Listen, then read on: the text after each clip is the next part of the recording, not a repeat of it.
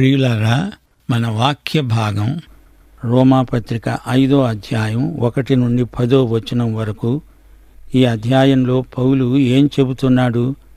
రక్షణ వల్ల కలిగే సత్ఫలితాలు. విశ్వాసి పరిశుద్ధుడు, పరిశుద్ధపరచబడినవాడు.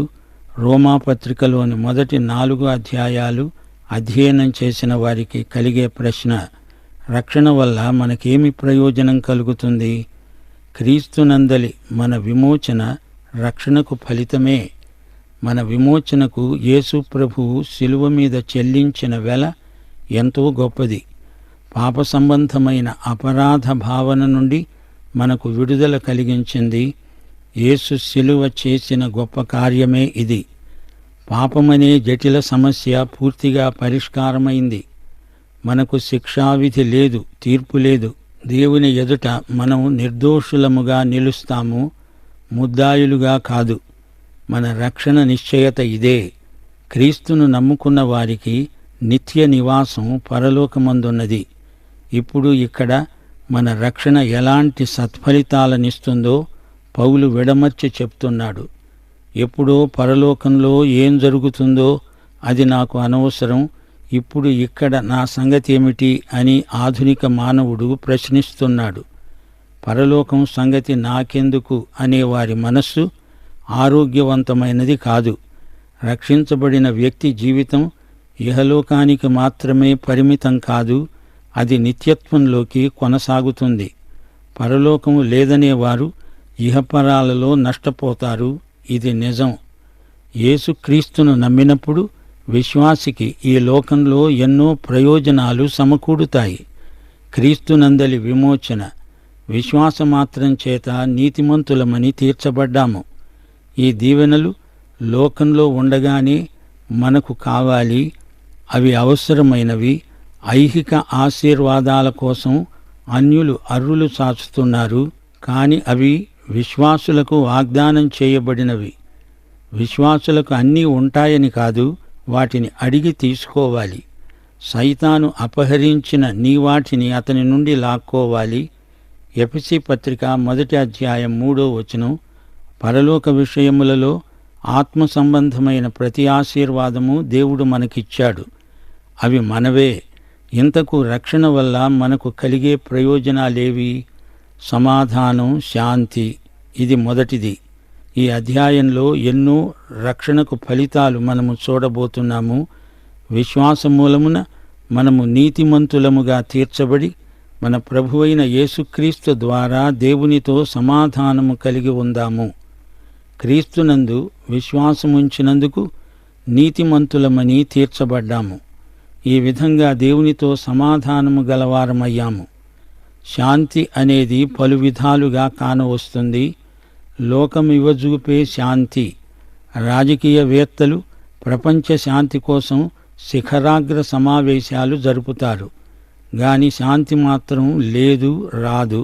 మానవ కృషి ద్వారా, ప్రణాళికల ద్వారా శాంతి రాదనేది చరిత్ర ఇస్తున్న సాక్ష్యం. మనస్తత్వ శాస్త్రజ్ఞుల అంచనాలకు శాంతి రావటం లేదు. శాంతి నినాదాలకు అది దొరికేది కాదు. మానవ హృదయంలో పాపం ఉన్నంతకాలం లోకానికి శాంతి లభించదు. సమాధానకర్త అయిన అధిపతి యేసు వచ్చే వరకు లోకానికి శాంతి ప్రాప్తించదు. క్రీస్తే శాంతిదాత. లోకమిచ్చే శాంతి కాదు, యేసు తెచ్చే శాంతిని గురించి పౌలు మాట్లాడుతున్నాడు. మరో శాంతి ఉంది, ఆత్మశాంతి. యోహాను సువార్త 14వ అధ్యాయం 27వ వచనం. శాంతి మీకు అనుగ్రహించి వెడుతున్నాను, నా శాంతినే మీకు అనుగ్రహిస్తున్నాను. లోకమిస్తున్నట్లుగా నేను మీకు అనుగ్రహించటం లేదు. విశ్వాసి క్రీస్తునందు విశ్వసించినప్పుడు, క్రీస్తునందు విశ్రాంతి కలిగిన వాడై దేవుని చిత్తము నెరవేరుస్తున్నప్పుడు అతనికి శాంతి. ఇది యేసు ఇచ్చే శాంతి. విశ్వాసులమైన మనము అంతర్గతంగా ఈ శాంతిని అనుభవిస్తాము. గాని అడపాదడపా మన ఒత్తిడులను బట్టి, పరిస్థితుల ముట్టడిని బట్టి తాత్కాలికంగా శాంతికి దూరమైన అనుభవాలు కలగడం సహజం. ఇక్కడ పౌలు మాట్లాడే శాంతి వ్యక్తిగతమైన ఆంతరంగిక శాంతి కాదు, ఫిలిప్పీ విశ్వాసులకు పత్రిక రాస్తూ పౌలు మరో శాంతిని పేర్కొన్నాడు. ఫిలిప్పీ పత్రిక 4:7 సమస్త జ్ఞానమునకు మించిన దేవుని సమాధానము యేసుక్రీస్తు వలన మీ హృదయములకు మీ తలంపులకు కావలి ఉంటుంది. సమస్త జ్ఞానాన్ని మించినది ఈ శాంతి, ఈ సమాధానం. అలాంటప్పుడు దాన్ని గురించి మానవ మాతృలు ఏమి మాట్లాడగలరు, ఏమి చెప్పగలరు? ప్రభువైన యేసుక్రీస్తు ద్వారా దేవునితో శాంతి. క్రీస్తును తమ రక్షకుడని అంగీకరించిన వారికి శాంతి లభిస్తుంది. ఈ శాంతి వచ్చిన తరువాత మళ్ళీ పోదు. దేవుడు మనకిచ్చిన ఈ శాంతిని మళ్ళీ ఉపసంహరించడు. మనిషిలో అపరాధ భావన తొలగిపోతుంది. మునుపు దేవునికి విరోధం, ఇప్పుడు దేవునితో సమాధానం. విశ్వాసి పొందిన రక్షణ శాశ్వతమైనది. పాపాలు క్షమించబడినందున శాంతి. నీకు దేవునికి మధ్య సరైన సంబంధం, సహవాసం ఏర్పడింది. యేసుక్రీస్తు రక్తము వల్ల దేవునికి మనకు మధ్య సరైన సంబంధం ఏర్పడింది. నా ఆత్మకు దేవునికి మధ్య శాంతి, సమాధానం. ఇది మహాద్భుతమైన శాంతి. ఏదెను తోటలో ఆదాము పాపము చేసినప్పుడు అతడు దేవుని వద్ద నుండి పారిపోయాడు. దేవుని జీవము నుండి అతడు వేరైపోయాడు. దేవుణ్ణి చూడలేడు, అనుభవించలేడు, పని చెయ్యలేడు. దేవుని వైపునకు తిరిగే మనసే లేదు. దేవుడు కూడా ఈ మనిషికి దూరం కావలసి వచ్చింది. దేవుడు మనిషికి పరాంముఖుడయ్యాడు. యేసుక్రీస్తు శిలువపై చనిపోయినప్పుడు దేవుడు నీ వైపు తిరిగాడు. పరిశుద్ధుడైన దేవుడు పాపి అయిన మానవుణ్ణి రమ్మని పిలిచాడు. చేతులు చాచి మరీ పిలిచాడు. మత్తయి సువార్త 11:28 ప్రయాసపడి భారము మోస్తున్న సమస్తమైన వారలారా, నా వద్దకు రండి, నేను మీకు విశ్రాంతి కలుగచేస్తాను అని పిలిచాడు ప్రభువు. ఇది విమోచనాత్మకమైన విశ్రాంతి. వింటున్నారా? దేవునితో మనకు సమాధానం, శాంతి. దీనికి నీవు నేను చేసేది, చేయవలసింది ఏదీ లేదు. దేవుని హృదయాన్ని మెత్తపరచడానికి నువ్వేమీ ఏడవనక్కర్లేదు, కన్నీరు కార్చాల్సిన పనేమీ లేదు. క్రీస్తు శిలువ మరణమే దేవునితో మన సమాధానానికి కారణం, ఆధారం, కరుణాధారం. ప్రజలారా, దేవునితో సమాధానపడండి. ఇదే సువార్త సందేశం. తీర్మానం నీది. నీవు ఆయన రక్షణను అంగీకరించినప్పుడు నీ పాపాలు క్షమించబడినవి గనుక నీకెంతో శాంతి, సమాధానం. ప్రియులారా, హృదయశాంతి అంటే ఏమిటనుకున్నావు? నీ హృదయంలో అపరాధ భావన ఉండడానికి వీలు లేదు. ఈ అపరాధ భావనను పోగొట్టుకోవడానికి అటూ ఇటూ పరిగెత్తి వృధా ప్రయాసపడతారు. క్రీస్తు శిలువ వద్దనే అపరాధ మనస్తత్వం పూర్తిగా తొలగిపోగలదు. దేవుని బిడ్డకు లభించే మొదటి ప్రయోజనం శాంతి, సమాధానం.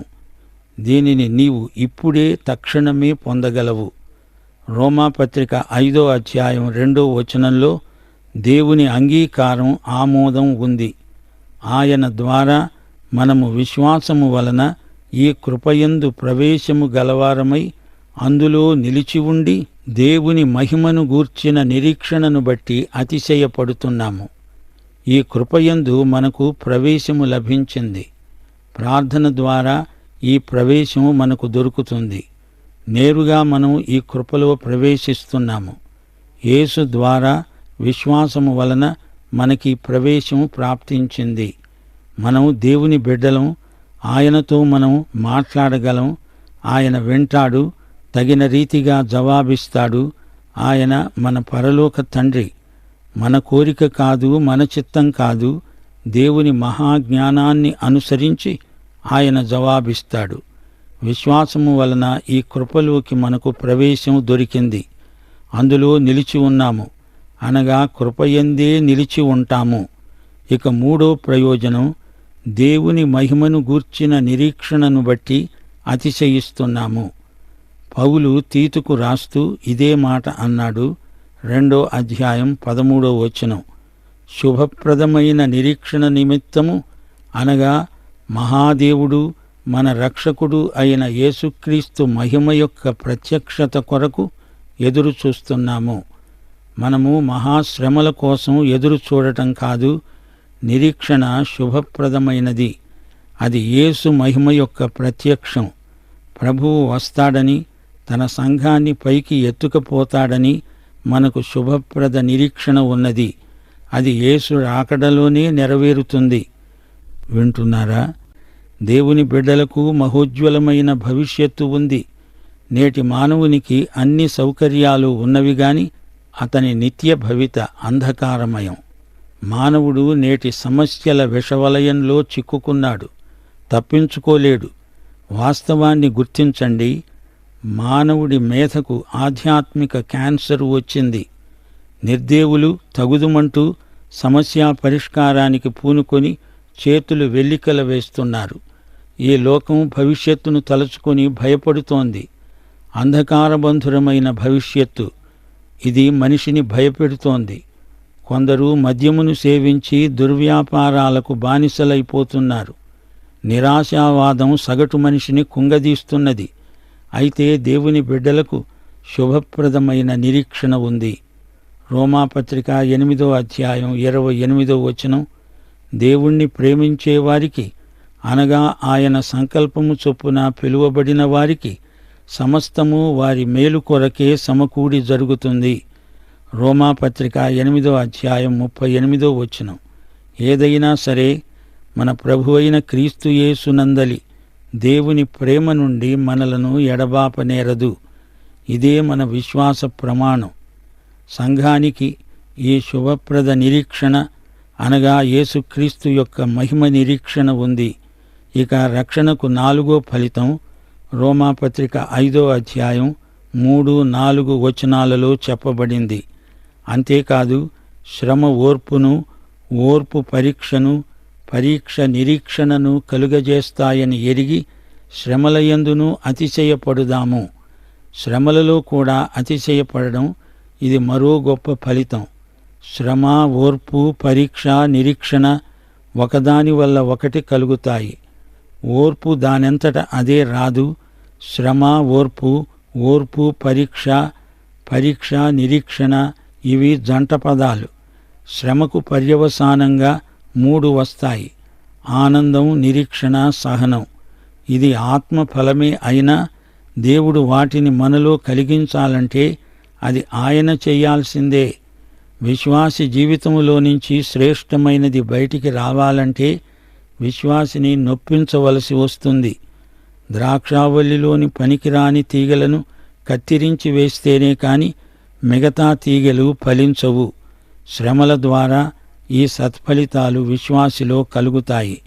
అన్యులు ఇది గ్రహించలేరు, వారికి విలువలు తెలియవు. ఇక 5వ ఫలితం చూడండి. ఇది రోమాపత్రిక 5వ అధ్యాయం 5వ వచనంలో పేర్కొనబడింది. ఈ నిరీక్షణ మనలను సిగ్గుపరచదు. మనకు అనుగ్రహించబడిన పరిశుద్ధాత్మ ద్వారా దేవుని ప్రేమ మన హృదయములలో కృమ్మరించబడి ఉన్నది.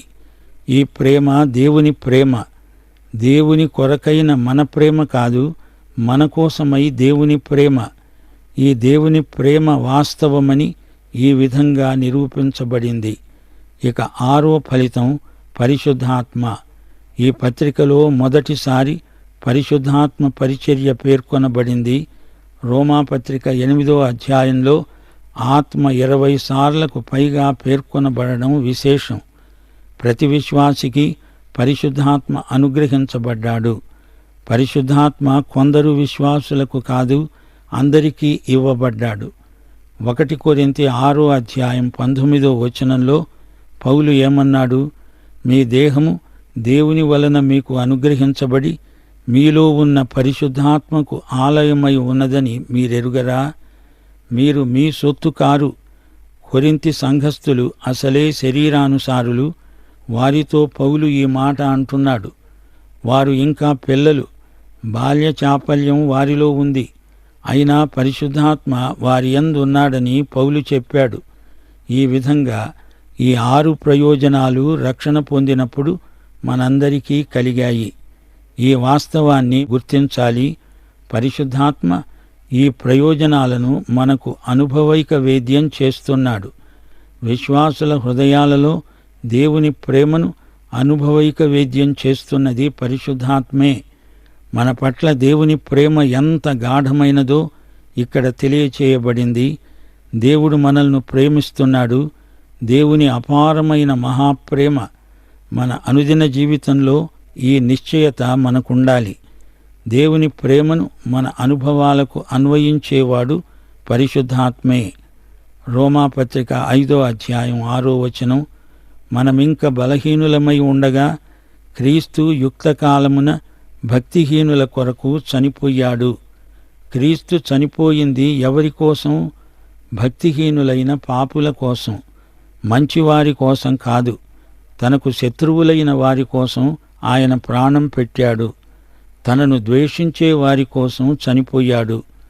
లూకాసు వార్త 23వ అధ్యాయం 34వ వచనంలో ప్రభువు శిలువ మీద నుండి చేసిన ప్రార్థన, తండ్రి, వీరేమి చేస్తున్నారో వీరెరుగరు గనుక వీరిని క్షమించు. రక్షించబడక ముందు నీవు నేను భక్తిహీనులమే. అయితే ఒక మాట, దేవుడు మనలను రక్షించడానికి ప్రేమ మాత్రమే చాలదు. దేవుడు ప్రేమ కంటే గొప్ప. ఆయన పరిశుద్ధుడు, నీతిమంతుడు. దేవుడు పాపిని పరలోకంలోకి ఆ పళాన వెనక తలుపు తీసి లోపలికి లాగేసుకుంటాడనుకుంటున్నారా? పాపిని పరలోకంలోకి కిటికీలో గుండా నెట్టేస్తాడా? అలా కానే కాదు. అలా దేవుడు చేసేటట్లయితే ఆయన అన్యాయస్థుడైన న్యాయాధిపతి అయినట్లే కదా. దేవుడు నిన్ను ప్రేమిస్తున్నాడు నిజమే, గాని నీవు పాపివి గనుక ఆ ప్రేమను పొందలేవు, పోగొట్టుకుంటున్నావు. నీ పాపం అడ్డు వస్తోంది. దేవుడు మనలను రక్షించడానికి ఆయన కృప కావాలి. ప్రేమించిన కృపచేత విశ్వాసం ద్వారా మాత్రమే రక్షణ. ఎఫెసీ పత్రిక 2వ అధ్యాయం 8వ వచనం, దేవుడు లోకాన్ని ఎంతో ప్రేమించాడు, గాని కృపచేతనే రక్షించాడు. పరిశుద్ధ దేవుడు తన నీతికి న్యాయానికి భిన్నంగా ఎలా రక్షించగలడు? యోహాను సువార్త 3వ అధ్యాయం 16వ వచనం ఏమంటోంది?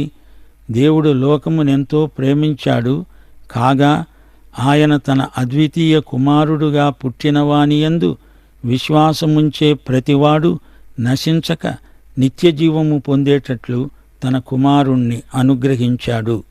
ఇప్పుడు చెప్పండి, దేవుడు నిన్ను ప్రేమించినా నీవు క్రీస్తును విశ్వసించకుండా ఆయన కృప లేకుండా నీకు రక్షణ కలిగిందా? అలా కలగదు. పరిశుద్ధుడైన దేవుడు తన నీతిని న్యాయాన్ని అమలుపరచకుండా నిన్ను ఎలా రక్షించగలడు? దేవుని రక్షణ ప్రణాళిక ఇది. నీకు ఇష్టమొచ్చినట్లు మార్చడానికి ఇది నీ ప్రణాళిక కాదు. యోహాను సువార్త 14వ అధ్యాయం 6వ వచనం అంటోంది, యేసు ద్వారానే తప్ప ఎవడూ తండ్రి వద్దకు రాడు. రక్షణ షరతును నియమాన్ని నెరవేర్చినవాడు యేసే. 7వ వచనం, నీతిమంతుని కొరకు సైతము ఒకడు చనిపోవడము అరుదు. మంచివాని కొరకు ఎవడైనా ఒకవేళ చనిపోవడానికి తెగించవచ్చు. అయితే దేవుడు మన ఎడల తన ప్రేమను వెల్లడిపరుస్తున్నాడు. ఎట్లనగా, మనమింకా పాపులమై ఉండగానే క్రీస్తు మన కోసం చనిపోయాడు. కాబట్టి ఆయన రక్తము వలన ఇప్పుడు నీతిమంతులముగా తీర్చబడి మరింత నిశ్చయముగా ఆయన ద్వారా ఉగ్రత నుండి రక్షించబడతాము. ఎందుకనగా శత్రువులమై ఉండగా ఆయన కుమారుని మరణము ద్వారా మనము దేవునితో సమాధానపరచబడిన ఎడల సమాధానపరచబడిన వారమై ఆయన జీవించడము చేత మరి నిశ్చయముగా రక్షించబడతాము. యేసు మరణం మన అపరాధాలను కడిగివేసింది, తుడిచివేసింది. 7వ ఫలితం, దేవుని ఉగ్రత నుండి కాపాడబడుతున్నాము. రక్షించబడిన మనపైకి దేవుని ఉగ్రత రాదు. కుమారునికి విధేయుడు కానివాడు జీవము చూడడు గాని దేవుని ఉగ్రత వాని మీద నిలిచి ఉంటుంది. ఇక్కడ మనల్ని రక్షించి అక్కడ పరలోకంలో ఉండి ఇక్కడ ఉన్న మనల్ని కాపాడుతున్నాడు. రాబోయే మహాశ్రమలు, ఉగ్రత రక్షించబడిన మన కోసం కాదు. చూచారా, ఇవన్నీ రక్షణకు కలిగిన దివ్య ఫలితాలు. పాఠం సమాప్తం. దైవాశీస్సులు. ఆమేన్.